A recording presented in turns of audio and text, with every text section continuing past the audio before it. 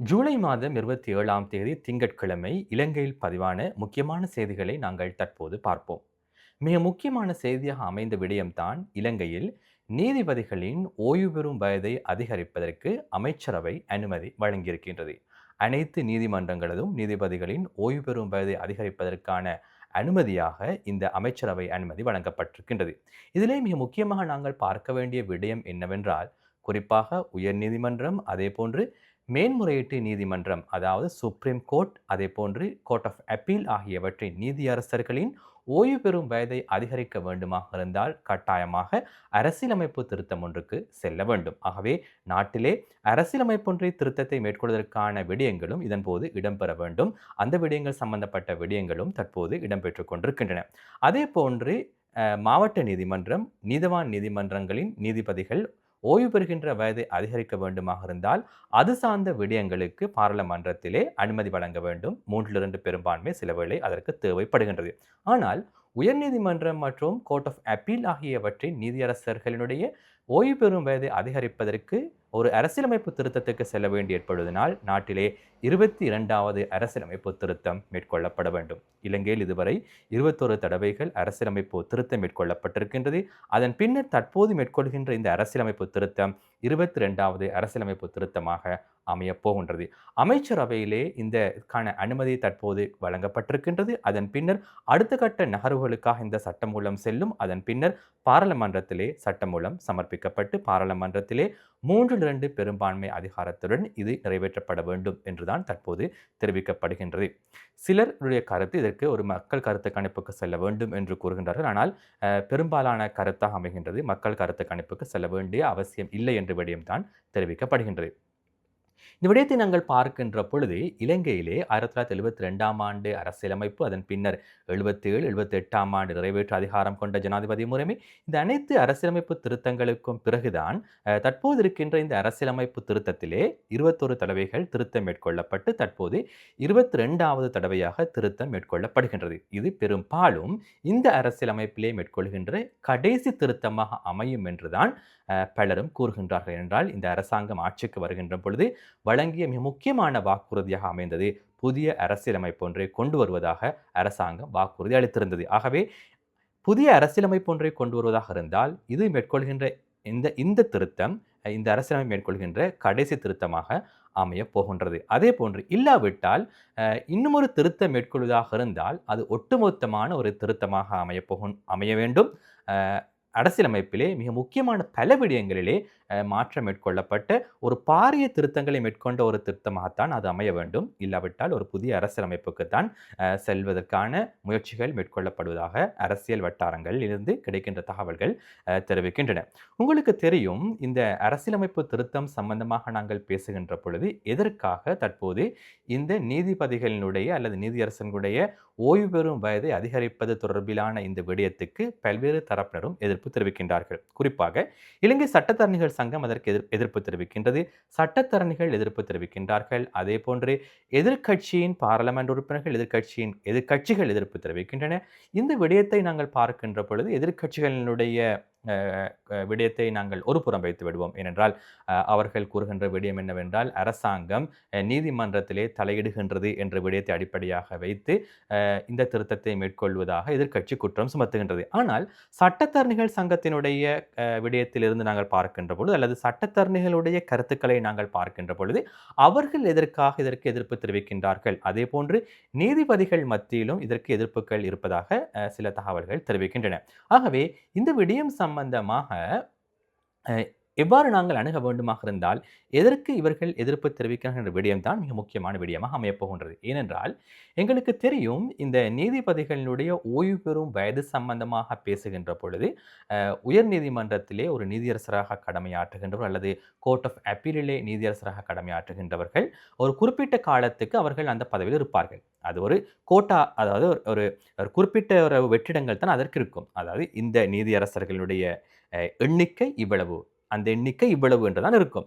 ஆனால் இதனை நாங்கள் பார்க்கின்ற பொழுது மாவட்ட நீதிமன்றம் அதேபோன்று நீதவான் நீதிமன்றங்களிலே கடமை புரிகின்ற நீதிபதிகளும் அந்த பதவி உயர்வுகளை பெற்று மேலே வருவதற்கான முயற்சியில் ஈடுபடுகின்றார்கள். அது கட்டாயமாக இடம்பெற வேண்டிய ஒரு விடயம். ஏனென்றால் அவருடைய சேவை காலத்துக்கு ஏற்ப, அவருடைய அனுபவத்துக்கு ஏற்ப அவர்கள் உயர் நீதிமன்றத்துக்கு அதேபோன்று மேன்முறை நீதிமன்றத்துக்கு அவர்கள் நியமிக்கப்பட வேண்டும் என்ற ஒரு விடயம் இருக்கின்றது. உண்மையான விடயம். அதனை நாங்கள் இல்லை என்று கூற முடியாது. ஆனால் இதில் இருக்கின்ற பிரச்சனை என்னவென்றால், இது சில வேளை சில நீதியரசர்கள் நீண்ட காலமாக அவர்கள் அதாவது உயர் நீதிமன்றத்துக்கு அவர்களுடைய பதவிக்கு வந்த பின்னர் நீண்ட காலமாக அந்த பதவியில் இருக்கின்றார்கள். உதாரணத்துக்கு எங்களுக்கு கூற முடியும், முன்னாள் பிரதம நீதியரசர் ஷிராணி பண்டாரநாயக்க அவர் 38 அல்லது 39 வயதிலே அவர் உயர் நீதிமன்ற நீதியரசராக நியமிக்கப்பட்டிருக்கின்றார். அவர் ஓய்வு பெறுகின்ற 65 வயதிலே அவர் ஓய்வு பெறுகின்ற பொழுது கிட்டத்தட்ட 26 அல்லது 27 வருடங்கள் அவர் நீதியரசராக உயர் நீதிமன்றத்திலே பணியாற்றிருக்கின்றார். இது பிழை என்று கூறவில்லை. ஆனால் மற்றவர்களுக்கு கிடைக்கின்ற வாய்ப்புகள் இல்லாமல் போகின்றமைதான் பிரச்சனை. ஏனென்றால் குறிப்பிட்ட அளவு நீதியரசர்கள் தான் அந்த பதவியில் இருக்க முடியும். ஆகவே அவர்கள் நீண்ட காலமாக அந்த பதவியில் இருக்கின்ற பொழுது பின்னால் இருக்கின்ற அந்த பதவிக்கு வருவதற்கு எதிர்பார்த்திருக்கின்ற நீதிபதிகளுக்கு அந்த வாய்ப்பு கிடைப்பதில்லை என்ற பிரச்சனை இருக்கின்றது.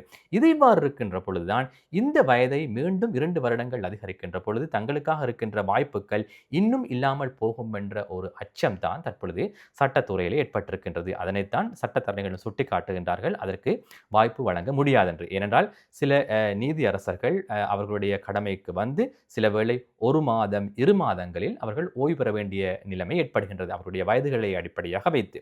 அதே போன்று சிலர் அந்த பதவிக்கு நியமிக்கப்பட்டு 1 வருடத்திலே அல்லது 6 மாதங்களிலே அவர்கள் ஓய்வு பெற வேண்டிய ஒரு நிலைமை ஏற்படுகின்றது. ஆகவே நீதிபதிகளுடைய இந்த சேவை காலம் தொடர்பில் ஏற்படுகின்ற பிரச்சனை தான் இங்கு மிக முக்கியமான பிரச்சனையாக அமைகின்றது. ஆனால் அதே போன்று இந்த ஒரு கட்டமைப்பு இருக்கின்றது. மாவட்ட நீதிமன்றம், அதே போன்று நீதவான் நீதிமன்றம், இவற்றிலே பணியாற்றிய நீதிபதிகள் அடுத்த கட்டத்துக்கு செல்வார்கள். இவ்வாறு இருக்கின்ற பொழுது சில வேளை சட்டமா அதிபர் திணைக்களத்திலே பணியாற்றிய சிலர் நேரடியாக சுப்ரீம் கோர்ட்டுக்கு நியமிக்கப்படுகின்றார்கள். ஆகவே இதுவும் அந்த பின்னால் இருக்கின்ற நீதிபதிகளுக்கு கிடைக்கின்ற வாய்ப்புகள் இல்லாமல் போகின்ற ஒரு வாய்ப்பாக சந்தர்ப்பமாக அமைகின்றது. அதே போன்று பிரைவேட் பாரிலிருந்து சில வேளை நீதிபதிகள் நியமிக்கப்படுகின்றார்கள், வெளியிலிருந்து நீதிபதிகள் நியமிக்கப்படுகின்றார்கள்.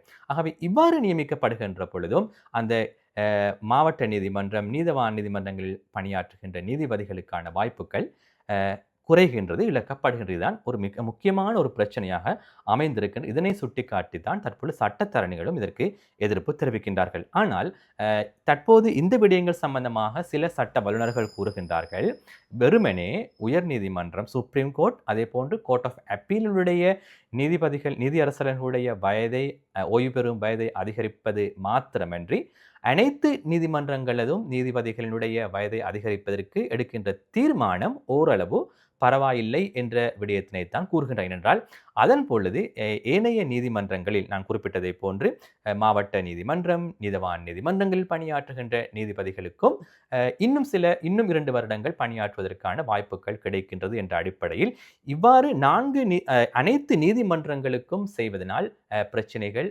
குறைவடையும் என்றும் சில சட்ட வல்லுநர்கள் கூறுகின்றார்கள். அதே போன்று பலர் கூறுகின்றார்கள் இதனை செய்ய வேண்டாம் என்ற அடிப்படையில் தான் இவர்கள் கூறுகின்றார்கள். எது எவ்வாறாக இருந்தாலும் அரசாங்கம் தற்போது தீர்மானம் எடுத்திருக்கின்றது, நீதிபதிகளினுடைய ஓய்வு பெறும் வயதை அதிகரிப்பதற்கு. ஆகவே 22வது அரசியலமைப்பு திருத்தம் நாட்டிலே கொண்டு வரப்பட இருக்கின்றது. இது இவ்வாறாக இருக்கும் பொழுது எங்களுக்கு தெரியும், எதிர்க்கட்சியினுடைய கோஷம் இதற்கு எதிராகத்தான் இருக்கின்றது. அவர்கள் இதனை செய்ய வேண்டாம் என்றுதான் கூறுகின்றார்கள். மிகவும் சிறந்த உதாரணம், அண்மையிலே நாமல் ராஜபக்சவின் ஏற்பாட்டிலே எதிர்க்கட்சி தலைவரின் அலுவலகத்தில் ஒரு முக்கியமான சந்திப்பு இடம்பெற்றது. எதிர்க்கட்சிகள், பிரிந்திருந்த எதிர்க்கட்சிகள், மக்களுடைய வாக்குகளால் தோல்வியடைந்த எதிர்க்கட்சிகள் அண்மையிலே எதிர்க்கட்சி தலைவரின் அலுவலகத்திலே ஒன்று கூடி இந்த நீதித்துறையை பாதுகாக்க வேண்டும் என்று கூறினார்கள். அதிலே மிக முக்கியமான விடயம் என்னவென்றால், முன்னாள் ஜனாதிபதி ரணில் விக்ரமசிங்க ஒரு விடயத்தை குறிப்பிட்டிருந்தார்.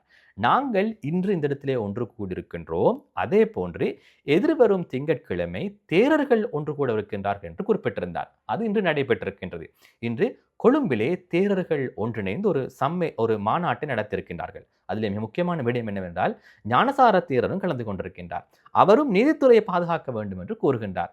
இதுதான் அன்று ரணில் விக்ரமசிங்க, அதாவது கடந்த வாரம் ரணில் விக்ரமசிங்க குறிப்பிட்டதை போன்று இன்று தேரர்கள் ஒன்றிணைந்து இது பௌத்த மதத்தை பாதுகாக்கின்ற பௌத்த மதத்தை பாதுகாக்க வேண்டிய சந்தர்ப்பத்தில் நாங்கள் இருக்கின்றோம். அதற்கு பாதிப்பு ஏற்படுகின்ற வகையிலே திருத்தங்களை கொண்டு வர முடியாது என்று கருத்துக்களை தெரிவிக்கின்றார்கள். மீண்டும் இனவாதத்துக்கா இது செல்கின்றது என்ற ஒரு கேள்வியும் எழுகின்றது. அப்படியாக இருக்கும் பொழுது ரணில் விக்ரமசிங்க குறிப்பிட்ட மற்ற விடயம் என்னவென்றால், புதன்கிழமை சட்டத்தரணிகள் கொழும்பிலே ஒன்று கூட உள்ளதாக ரணில் விக்ரமசிங்க குறிப்பிட்டிருந்தார். அதன் அடிப்படையில் எமக்கு கிடைத்திருக்கின்ற தகவல்களின் அடிப்படையில் நாளை சட்டத்தரணிகளும் கொழும்பில் ஒரு பாரிய ஆர்ப்பாட்டத்தை ஏற்பாடு செய்திருக்கின்றார்கள். ஆகவே அனைத்து விடயங்களையும் பார்க்கின்ற பொழுது அரசாங்கத்தினுடைய நிலைப்பாடு என்னவென்று சொன்னால், நீதிமன்றத்திலே வழக்குகள் நிலுவையில் இருக்கின்றது. இந்த நிலுவையில் உள்ள வழக்குகளை அவசரமாக நாங்கள் விசாரணை செய்து அவற்றை நாங்கள் முடிவுக்கு கொண்டு வர வேண்டும். ஆகவே நீதிபதிகளுடைய தற்போது நீதிபதிகள் அந்த விசாரணைகளிலே ஈடுபட்ட நீதிபதிகள் ஓய்வு பெறுகின்ற பொழுது வழக்கு விசாரணைகள் இன்னும் அதற்கான காலம் எடுக்கும். அதன் காரணமாக இவர்களுடைய ஓய்வு பெறும் வயது அதிகரிக்க வேண்டும் என்ற நிலைப்பாட்டில் தான் அரசாங்கம் இருக்கின்றது. ஆனால் ஜனாதிபதி சட்டத்தனி சாலிய பீரிஸ் என்று குறிப்பிட்டிருந்த ஒரு விடயம், அவர்களும் ஒரு ஊடக சந்திப்பை ஏற்பாடு செய்திருந்தார்கள். அவர் கூறியிருந்த விடயம் என்னவென்று சொன்னால், இந்த 1.1 மில்லியன் வழக்குகள் நிலுவையில் இருப்பதாக அரசாங்கம் கூறினாலும் அது அதிகளவிலான வழக்குகள் மாவட்ட நீதிமன்றங்களிலும் நீதவான் நீதிமன்றங்களிலும் இருக்கின்றன. உயர் நீதிமன்றம் அதே போன்று கோர்ட் ஆஃப் அப்பீலுக்கு வருகின்ற வழக்குகள் அவசரமாக விசாரிக்கப்பட்டு தீர்க்கப்படுவதாகத்தான் சாலிய பீரிஸ் கூறுகின்றார். இவ்வாறு இருக்கின்ற பொழுது அரசாங்கம் எதற்காக இவ்வாறான ஒரு திருத்தத்துக்கு செல்கின்றது என்ற கேள்விதான் இருக்கின்றது. அதனை அவசரமாக அரசாங்கம் கூற வேண்டும், காரணத்தை கூற வேண்டும் என்ற விடயத்தினைத்தான் ஜனாதிபதி சாலிய பீரிஸ் அவர்கள் குறிப்பிட்டிருந்தார். எது எவ்வாறாக இருந்தாலும் அரசாங்கத்துடைய தீர்மானத்தின் அடிப்படையில் தற்பொழுது இந்த திருத்தத்துக்கு அமைச்சரவை அனுமதி கிடைத்துள்ளது. அது அவ்வாறாக இருக்கும் பொழுது அரச புலனாய்வு பிரிவின் முன்னாள் பிரதானி சுரேஷ் சலே தான் பிடிஐயின் கீழ் கைது செய்யப்பட்டமைக்கு எதிராக தாக்கல் செய்த மனு இன்று மேன்முறையீட்டு நீதிமன்றத்தில் விசாரணைக்கு எடுத்துக்கொள்ளப்பட்டது. இதன் பொழுது குற்ற புலனாய்வு திணைக்களத்தின் பணிப்பாளர் ஷானி அபேசேகர் உள்ளிட்ட பிரதிவாதிகள் சார்பிலே பிரதி சொலிசிட்டர் ஜெனரல் சுஹர்ஷி ஹேரத் நீதிமன்றத்தில் விடயங்களை குறிப்பிட்டிருந்தார். இந்த மனுவிலே குற்றப்புலனாய்வு திணைக்களத்தின் பணிப்பாளர் ஷானி அபேசேகர் உள்ளிட்டவர்கள் தான் பிரதிவாதிகளாக குறிப்பிடப்பட்டிருக்கின்றார்கள். சுகர்ஷ் ஹேரத் நீதிமன்றத்திலே கருத்துக்களை தெரிவிக்கின்ற பொழுது, ஷானி அபேசேகரவின் கீழ் இது சம்பந்தப்பட்ட விசாரணைகள் நடைபெறுவதை சுரேஷ் சலே விரும்புவதில்லை என்று குறிப்பிட்டிருக்கின்றார். அவ்வாறு செய்ய முடியாது. ஏனென்றால் குற்றப்புலனாய்வு திணைக்களம் தான் இந்த விசாரணைகளை மேற்கொள்ள வேண்டும். அதனை விடுத்து புறக்கோட்டை போலீசாரால் இப்படியான விசாரணைகளை மேற்கொள்ள முடியாது என்று அவர் குறிப்பிட்டிருக்கின்றார். அதே போன்று இந்த விடயம் சம்பந்தப்பட்ட பி அறிக்கை தாக்கல் செய்யப்படுகின்ற பொழுது ஷானி அபேசேகர் குற்றப்புலனாய்வு திணைக்களத்தின் பணிப்பாளராக இருக்கவில்லை என்றும் குறிப்பிட்டிருக்கின்றார். ஆகவே எந்த ஒரு தனிப்பட்ட நோக்கத்துக்காகவும் எந்த ஒரு தனிப்பட்ட நபர்களையும் இலக்கு வைத்து விசாரணைகள் இடம்பெறுவதில்லை என்றும் சட்டத்தின்படி விசாரணைகள் இடம்பெறுவதாகவும் சுஹர்ஷி ஹேரத் நீதிமன்றத்திலே குறிப்பிட்டிருக்கின்றார்.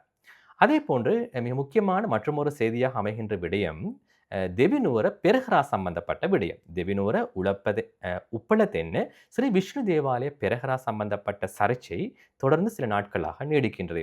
நேற்று நாங்கள் எமது செய்தி அறிக்கையூடாக வழங்கியிருந்தோம்.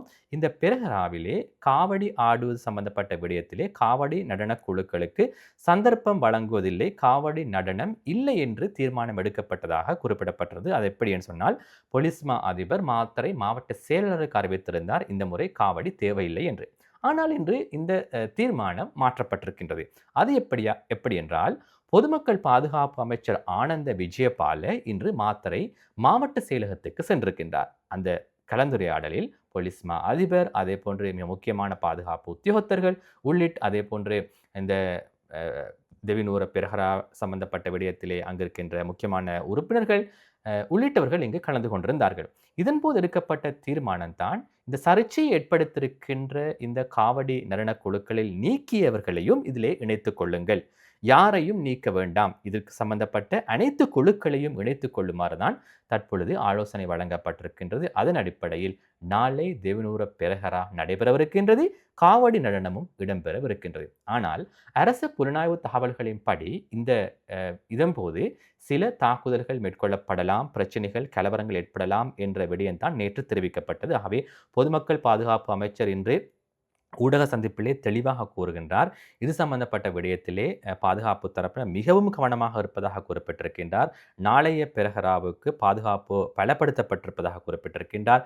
போலீசார் இந்த விடயங்களை கையாள்வதாக குறிப்பிட்டிருக்கின்றார். ஏற்பாடுகளை பாதுகாப்பு தரப்பினர் மேற்கொள்வதாக குறிப்பிட்டிருக்கின்றார். ஆகவே பெரஹராவினுடைய பாதுகாப்பு உறுதிப்படுத்தப்பட்டிருப்பதாகவும், நாளை ஏற்கனவே திட்டமிட்டதைப் போன்று அந்த காவடி நடனமும் இடம்பெறும் என்றும் குறிப்பிட்டிருக்கின்றார். உங்களுக்கு தெரியும் இதனுடைய பின்புலம் என்னவென்று. இந்த பெரஹரா சம்பந்தப்பட்ட விடயத்திலே கஞ்சிபான இம்ரான் என்பவர் தொலைபேசி அழைப்பூடாக தொடர்பு கொண்டு இருக்கின்ற தியவர் நிலைமைக்கு குறிப்பிட்டிருக்கின்றார். நீங்கள் இந்த பெரஹராவிலே நாங்கள் ஏற்கனவே திட்டமிட்டதை போன்று இருந்த சில குழுக்களை, காவடி நடனமாடுவதற்கு இருந்த சில குழுக்களை நீக்கியிருக்கின்றீர்கள். அவ்வாறு நீக்க முடியாது. ஆகவே அவர்களையும் இணைத்துக் கொள்ளுமாறுதான் கஞ்சிபானை இம்ரான் என்று கூறுகின்ற ஒருவருடைய தொலைபேசி உரையாடல், ஃபோன் ரெக்கார்ட் வெளியாக இருந்தது. அதற்கு திஹிபால மல்லி என்கின்ற மற்றொரு பாதாள உலகத்தை சேர்ந்தவர்களுக்கு இடையிலான ஒரு உரையாடலாக இது அமைகின்றது. அவருக்கும் இவருக்கும் இடையிலான சில உரையாடல்கள், தொலைபேசி உரையாடல்கள் சமூக ஊடகங்களிலே வெளியாக இருந்தன. அதன் பின்னர் தான் இந்த தீர்மானம் எடுக்கப்பட்டிருக்கின்றது. இதிலுள்ளே பாதாள உலக குழுக்களுடைய பிரச்சனை எழுந்த பல சிக்கல்களுக்கு மத்தியில் 2-3 நாட்களுக்கு முன்னர் அந்த பகுதியிலே ஒரு வீட்டின் மீது துப்பாக்கி பிரயோகம் மேற்கொள்ளப்பட்டிருந்தது. இவ்வாறாக இருக்கும் பொழுதுதான் இந்த காவடி நடனத்தை ஈடுபடுகின்றவர்களை இணைத்துக் கொள்வதா இல்லையா என்ற சர்ச்சைகளுக்கு மத்தியில் தற்போது அரசாங்கம் ஒரு முடிவை எடுத்திருக்கின்றது. இந்த பெரஹராவிலே காவடி ஆடுவதற்கான சந்தர்ப்பத்தை வழங்குவதற்கு, அதுவும் அனைவருக்கும், அனைத்து குழுக்களுக்கும் இந்த சந்தர்ப்பத்தை வழங்குவதற்கு தீர்மானம் எடுத்திருக்கின்றது. அதன் அடிப்படையில் நாளை தெவினுவர பெரஹராவினுடைய காவடி நடனம் இடம்பெறுகின்றது. அதற்கான பாதுகாப்பு உறுதிப்படுத்தப்பட்டிருப்பதாக அரசாங்கம் தெரிவித்திருக்கின்றது. அதே போன்று மற்றும் ஒரு விடயம், உங்களுக்கு தெரியும், தமிழ் பேசுகின்ற கட்சிகளினுடைய ஒன்றிணைவு ஒரு பொது மேடைக்கு வந்திருந்தார்கள். அவர்கள் தமிழ் பேசும் மக்களுடைய பிரச்சனைகளை தீர்ப்பதற்காக பல முயற்சிகளை மேற்கொள்ளவிருப்பதாக குறிப்பிட்டிருந்தார்கள். அவர்கள் ஜனாதிபதியை சந்திக்க வேண்டும் என்று கோரிக்கை விடுத்திருந்தார்கள். அதற்கு ஜனாதிபதியிடமிருந்து ஒரு பதில் கிடைத்திருக்கின்றது. எதிர்வரும் திங்கட்கிழமை காலை வேளையில் ஜனாதிபதி சந்திப்பதற்கான சந்தர்ப்பம் வழங்கப்பட்டிருக்கின்றது. ஆகவே தமிழ் பேசும் கட்சிகளின் பிரதிநிதிகள் எதிர்வரும் திங்கட்கிழமை காலை வேளையில் ஜனாதிபதி அனுரகுமார் திசாநாயக்கவை சந்திக்க உள்ளனர். நன்றி.